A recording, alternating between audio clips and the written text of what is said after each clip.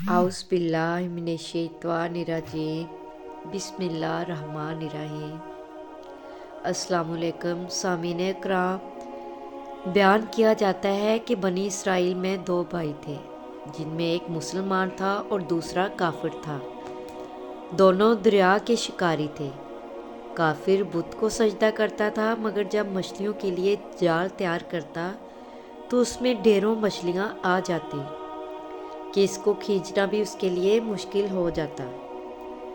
मगर मुसलमान के जाल में सिर्फ एक ही मछली आती थी और इसी पर सब्र के साथ खुदा का शुक्र अदा करता था।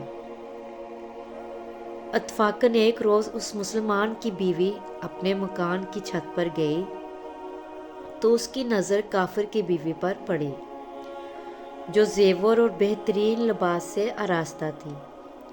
ये देखकर उस मुसलमान की बीवी के दिल में वसवसा पैदा हुआ कि काश मैं भी ऐसी ही होती। तो काफिर की बीवी बोली, तू अपने शोहर को इस पर आमादा कर ले, वो भी मेरे शोहर के मबूद जानी बुत की इबादत किया करे, ताकि तू भी मेरी तरह मालदार हो जाए।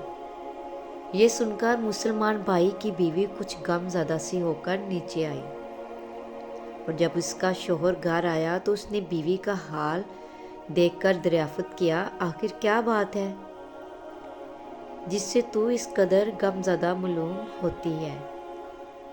तो वो कहने लगी, बस मियाँ, या तो तुम मुझे तलाक दे दो या अपने भाई के मबूद की इबादत शुरू कर दो। ये सुनकर उसके शोहर ने कहा, खुदा की बंदी, तू खुदा से नहीं डरती? ईमान की दौलत मिलने के बाद ये कुफर की बातें करती है।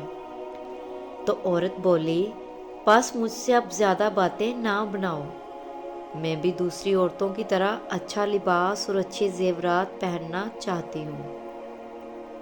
जब इस मर्द मोमन ने देखा कि ये औरत जिद पर उतर आई है और इसका इसरार हद से बढ़ चुका है, तो उसने औरत को तसल्ली दी। कहा, अच्छा, घबराने की ज़रूरत नहीं, मैं कल से कारीगरों और मज़दूरों में जाकर मेहनत करूँगा। मैं उनके साथ जाकर मेहनत करूँगा और जो धर्म मेरे पास आएंगे उनमें से रोज़ाना 2 दरम देता रहूँगा, तो उससे अपनी हालत दुरुस्त कर लेना। ये सुनकर औरत को कुछ तस्कीन हुई और सवेरे ही वो मोमन मर्द मजदूरी की तलाश में निकला, लेकिन किसी ने इससे हाल तक ना पूछा।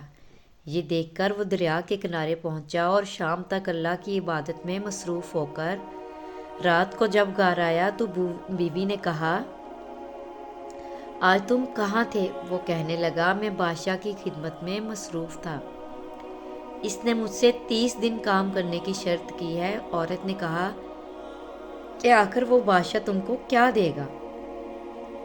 तो उसने जवाब दिया कि मेरा बादशाह बड़ा करीम है और उसके ख़जाने मालो दौलत से भरे हुए हैं, वो मुझे वो देगा जो मैं चाहूँगा।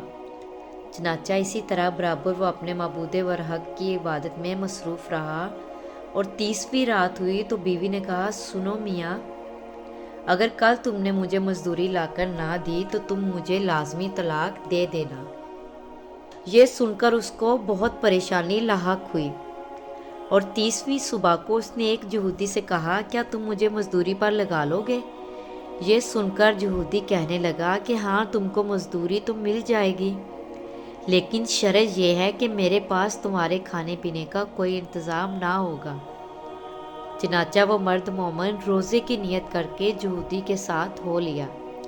अल्लाह ताला के हुक्म से एक फरिश्ता 29 अशरफियाँ एक नूरानी तबाक में लेकर उसकी बीवी के पास पहुंचा और कहने लगा, मैं बादशाह का कासिद हूँ, इसने ये अशरफियाँ लेकर मुझको तेरे पास भेजा है और फरमाया है कि तेरा शौहर हमारे पास काम में था, हमने उसको ना छोड़ा जहाँ तक कि उसने हमको छोड़ दिया और यहूदी के पास चला गया। अगर वो हमारा काम करता तो हम उसको और ज़्यादा उजरत देते, बस ये एक अशरफी की कमी इसी वजह से है। चनाचा वो औरत इन अशरफियों में से एक अशरफी लेकर बाजार गई। सनार ने उसकी 1000 कीमत औरत के हाथ में रख दी और जब शाम को वो मोमन मर्द घर वापस लौटा تو عورت نے اس سے دریافت کیا کہ آج تم کہاں تھے؟ اس نے جواب دیا کہ آج میں ایک یہودی کے کام پر گیا ہوا تھا۔ تو بیوی کہنے لگی کہ آخر بادشاہ کی خدمت ترک کر کے تم دوسرے کی خدمت کیوں کرتے ہو؟ پھر اس کو اشرفیوں کا واقعہ سنایا، جس کو سن کر وہ مرد مومن روتے روتے بے ہوش ہو گیا، اور جب اس کو ہوش آیا تو بیوی سے کہنے لگا، افسوس کہ میں بادشاہ دو جہاں کی خدمت کا حق اپنے اوپر لازم نہ رکھ سکا۔ اس کے بعد اس شخص نے عورت کو چھوڑ دیا اور پہاڑوں پر چلا گیا، جہاں خدا کی عبادت میں مصروف رہ کر اس کا انتقال ہو گیا۔ اللہ تعالیٰ اس پر اپنا رحم فرمائے، آمین۔